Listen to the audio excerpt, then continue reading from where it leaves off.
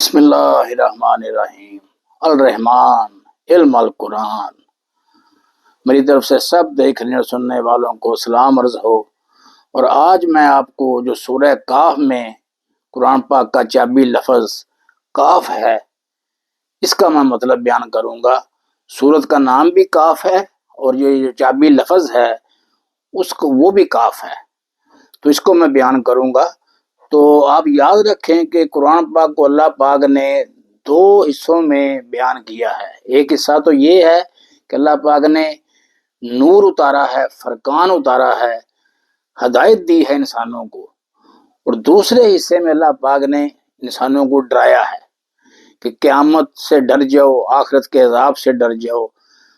تو دو حصوں میں اللہ پاک نے قرآن پاک کو فرمایا ہے، ایک طرف ہدایت کی ہے، دوسری طرف انسانوں کو آخرت کے عذاب سے ڈرایا ہے۔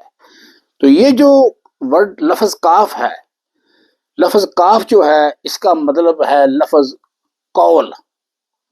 قول کا مطلب ہے پختہ سچ، جیسے کہ ہم کہہ دیتے ہیں کسی نے مہر لگا دی ہو، کسی چیز پہ مہر لگا دینے کو قول کہتے ہیں۔ گولڈن ورڈز، آئرن ورڈز، اصل میں جو آئرن ورڈز ہیں، لوہے کے الفاظ جنہیں کوئی چینج نہیں کر سکتا، بدل نہیں سکتا، اس کو قول کہتے ہیں۔ تو یہ اللہ پاک نے اس لفظ کا جو مطلب ہے وہ قرآن پاک میں قول رکھا ہوا ہے کہ یہ ہمارا قول ہے کہ ہمارا قرآن پاک جو ہے یہ سچ ثابت ہوگا۔ تو اصل میں یہ جو قرآن پاک ہے یہ اللہ پاک کا قول ہے۔ تو قرآن پاک کے اللہ پاک نے درجے بنائے ہیں۔ مثلا پہلا درجہ ہے ہدایت، دوسرا ہے نصیحت، تیسرا ہے وصیحت، پھر ہے فیصلہ، اور پھر ہے حکم، اور پھر ہے قول۔ تو یہ اللہ پاک نے قرآن پاک کے درجے بنائے ہیں۔ جیسے کہ سورہ بقرہ کی آیت نمبر 2 میں اللہ پاک نے ہدایت دی ہے کہ یہ ہدایت ہے۔ پھر سورہ القمر کی آیت نمبر 22 میں اللہ پاک نے فرمایا ہے کہ یہ نصیحت ہے، للذکر، نصیحت ہے۔ پھر سورہ انعام کی آیت نمبر 152 میں اللہ پاک نے فرمایا ہے کہ یہ وصیحت ہے، وصیکم، وصیحت ہے۔ اس کے بعد سورہ بنی اسرائیل کی آیت نمبر 23 میں اللہ پاک نے فرمایا ہے کہ یہ ہمارا فیصلہ ہے، وَقَضِّ رَبَّکُ۔ اور اس کے بعد جو حامیم ہے، یہ آپ کو پتہ ہے کہ یہ صورتیں ہیں جو کہ میں بیان کر چکا ہوں۔ تو یہ جو کاف ہے یہ قول ہے، اس کے بعد یہ حامیم کے بعد یہ صورت آتی ہے۔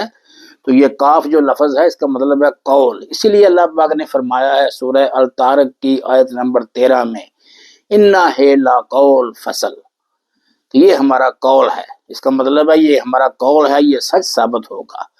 اسی طریقے سے سورہ التکویر کی آیت نمبر 19 میں اللہ پاک نے فرمایا ہے، اِنَّهِ لَقَوْلٌ رسول کریم، کہ یہ ہمارے رسول کریم کا قول ہے۔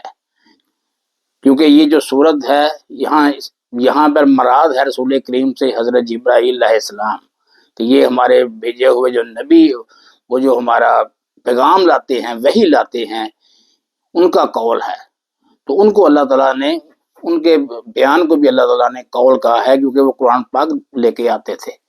تو جو قرآن پاک کا جو آخری سٹیج ہے، جو آخر کا نام ہے جو اللہ پاک کے پاس ہے، اللہ پاک نے اس کا نام قول رکھا ہے، اور یہ جو کاف ہے یہ وہ قول ہے۔ تو اسی لیے اللہ پاک نے اس صورت میں قیامت کا زیادہ ذکر کیا ہے، لوگوں کو ڈرایا ہے۔